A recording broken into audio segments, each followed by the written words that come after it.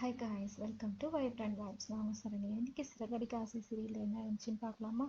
இதுலேருந்து அருண் வந்து முத்து உள்ளே வரும்போது யார் வேணால் வரலாம், நீ மட்டும் உள்ளே வரவே கூடாது, எங்கள் அம்மா ஆள் வச்சு கொன்னதே நீ தான் சொல்லிட்டு கோவப்பட்டு சண்டை போட்டு கத்துவான். அப்போ அண்ணாமலை வந்து இப்பா இவன் இது பண்ணலப்பா, இவன் வண்டி ஓட்டல, இவன் ஃப்ரெண்டு செல்வம் தான் கார் ஓட்டி ஆக்சிடென்ட் பண்ணியிருக்கான், இவன் என்னப்பா பண்ணுவான்னு சொன்னப்ப இவன் ஃப்ரெண்டு தானே, இவன் சொல்லி தான் பண்ணியிருப்பான். எங்கள் அம்மா மேலே நான் எவ்வளோ மரியாதை வச்சுருந்தேன், எங்கள் அம்மாவை கடைசி வரைக்கும் சந்தோஷமாக பார்த்துக்கணும்னு ஆசைப்பட்டேன், இந்த மாதிரி பண்ணிட்டான், இவனை நான் மன்னிக்கவே மாட்டேன்னு சொல்லிட்டு சொல்லுவான். அண்ணாமலைக்கு சொல்லுவான், உங்கள் மேலே நான் நிறைய மரியாதை வச்சுருக்கேன், இந்த விஷயத்தில் நீங்கள் தலையிடாதீங்க, இவன் வரவே கூடாது, நான் இவனை மன்னிக்கவே மாட்டேன்னு சொல்லிட்டு கோவமாக பேசுவான்.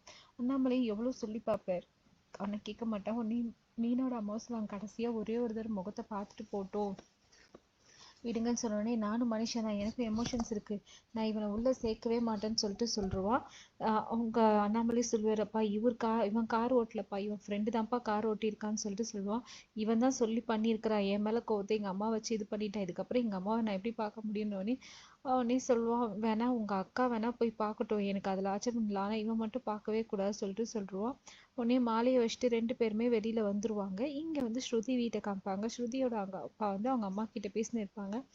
அப்போ பேசிட்டு இருக்கும்போது ஸ்ருதி எங்கே போயிருக்கான்னு கேட்கும்போது, இந்த மாதிரி அவங்க சீதா வீட்டுக்கு போனோடனே, அவள் வீட்டுக்கெல்லாம் இவ ஏன் போகணும், வர வர நான் சொல்கிற பேச்சே கேட்க மாட்டா, இவ ஏன் இப்படியெல்லாம் பண்ணுறான்னு சொல்லிட்டு திட்டிட்டு இருக்கும்போது 2 அடியாளுங்க வந்து காசு கேட்பாங்க. உடனே இவரும் வந்து காசு கொடுப்பாரு. இதெல்லாம் பத்தாது, நீங்கள் சொன்னீங்கன்னு சொல்லி ஹோட்டல் எரிச்சிருக்கிறோம், அந்த பொண்ணு வீடு புகுந்து காலை உடைச்சிருக்கிறோம், இதுக்கெல்லாம் இந்த காசு பத்தாதுன்னு சொல்லிட்டு கேட்பா. இதில் ஸ்ருதி கேட்டு வந்து, ஓ சேச்சா இதெல்லாம் உங்கள் வேலை தானா, ஏன் இப்படி பண்ணீங்க நீங்கன்னு சொல்லிட்டு திட்டுவா. உன்னோட வாழ்க்கைக்காக தான் பண்ணேன்னு சொன்னோன்னே, என் வாழ்க்கைக்காக பண்ணீங்க, இப்போ எனக்கும் ரவிக்கும் இருக்கிற ப்ராப்ளத்தை நீங்கள் பெருசாக்கிட்டீங்க, இதுக்கப்புறம் ரவியை என்கிட்ட பேசவே மாட்டான், நீங்கள் எங்கள் 2 பேரையும் பர்மனெண்ட்டாக பிரிக்கிறதுக்காக இந்த மாதிரி பண்ணீங்களான்னு சொல்லிட்டு திட்டிட்டு போயிடுவா. இங்கே வந்து முத்து வந்து ரொம்ப சோகமாக இருப்பான். முத்துவும் மீனாவும் இவங்க வந்து கிண்டலாக பண்ணுவாங்க. அவனோட அம்மாவை வந்து கார் ஏற்றி கொண்டு இருக்காங்க, அப்புறம் அவன் கோவப்பட தானே செய்வான்னு சொன்னோன்னே, இவர் பண்ணலை, இவர் ஃப்ரெண்டு தான், இவன் ஃப்ரெண்டு பண்ணா என்ன, இவன் பண்ணா என்ன, எல்லாம் இவன் ஃப்ரெண்டு மட்டும் ஒன்று, இவன் மேலே தானே கோவம் வரும், இவன் ஃப்ரெண்டு பண்ணாலும் சொல்லிட்டு முத்துவே வந்து இது பண்ணிட்டு பழி சொல்லிட்டு திட்டிகிட்டே இருப்பாங்க. அப்போ கரெக்டாக செல்வத்தோட ஒய்ஃபோட குழந்தையும் வந்து, அண்ணன் இந்த மாதிரி ஆயிடுச்சுன்னு சொல்லிட்டு அழுவாங்க. அழுவும்போது முத்து கேட்பான், இப்போ செல்வம் எங்கம்மான்னு சொன்னோன்னே, 15 நாள் ஜெயிலில் வச்சுட்டாங்கன்னா அவரை என்ன எப்படியாவது நீங்கள் தானே காப்பாற்றணும்னு சொல்லிட்டு கெஞ்சுவாங்க. அப்போ அவர் சொல்லுவா, அவர் பார்த்து கவனமாக தாங்க வந்திருக்காரு, அந்த அம்மா தான் ஃபோன் பேசிகிட்டே வந்திருக்காங்க, இவரும் இடிக்கக்கூடாதுன்னு பிரேக் பிடிச்சிருக்காரு, ஆனாலும் வந்து இடிச்சிருச்சு, இந்த மாதிரி ஆயிடுச்சுன்னு சொல்லும்போது முத்துக்கு என்ன பண்ணே தெரியாது. இவங்கள பார்த்தாலும் பாவமாக தான் இருக்குது, சரி நான் பார்த்துக்கிறேம்மா, நீ கவலைப்படாத, நான் இருக்கேன்ல, நான் அவனை எப்படியாவது வெளியில் கொண்டு வந்துடுறேன்னு சொல்லி அனுப்பிடுவான். இங்கே அண்ணாமலை வந்து இங்கேயும் இப்படி நீ மாட்டிக்கிட்டே இப்போ என்ன பண்ணுவேன்னு சொன்னோடனே, ஆமாப்பா இவங்களுக்கு உதவி பண்ணாக்கா சீதாவோட வீட்டுக்காரர் கோச்சிப்பான், இப்போ இவங்களுக்கு உதவி பண்ணலன்னா நம்மளை விட்டா யாரும் இல்லை, என்ன பண்ணுறதுனே புரியலனோடனே நியாயத்தை பார்க்க நில்லுங்கன்னு சொல்லிட்டு மீனாவும் அவங்க அப்பாவும் சொல்லிடுவா. இங்கே மீனாவுக்கு வந்து ஃபோன் வரும். ஸ்ருதி ஃபோன் பண்ணி அவங்க அப்பா பண்ணது எல்லாத்தையும் சொல்லுவாள். உடனே மீனா வந்து இப்போவா தெரிஞ்சிச்சுன்னு சொன்னோடனே எல்லாரும் என்ன சின்னச்சின்னு கேட்பாங்க.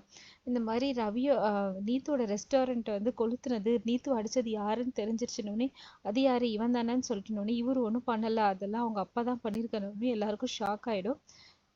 ரவிக்கு இந்த விஷயம் தெரியுமானோடனே ரவிக்கும் ஸ்ருதி மெசேஜ் பண்ணிட்டாங்கன்னு சொல்லுவோம். உடனே ரவி வந்து ஸ்ருதியோட வீட்டுக்கே போயிட்டு அவங்க அப்பா கிட்ட நல்லா சண்டை போட்டு, இந்த மாதிரி ரெஸ்டாரண்ட்டுக்கு இவ்வளோ காசு ஆச்சு, நீத்தோட கால் உடச்சதுக்கு இவ்வளோ காசு ஆச்சு, எல்லாத்தையும் நீங்கள் தான் காம்பன்சேட் பண்ணணும், நீங்கள் இந்த மாதிரி பண்ணுவீங்கன்னு நினைக்கவே இல்லை, ஸ்ருதியோட அப்பாவாக இருக்கிறதால விட்டுட்டு போகிற, வேற யாராவது போலீஸில் கம்ப்ளைண்ட் பண்ணியிருப்பேன்னு சொல்லிட்டு பயங்கரமாக மிரட்டிட்டு போயிடுவா.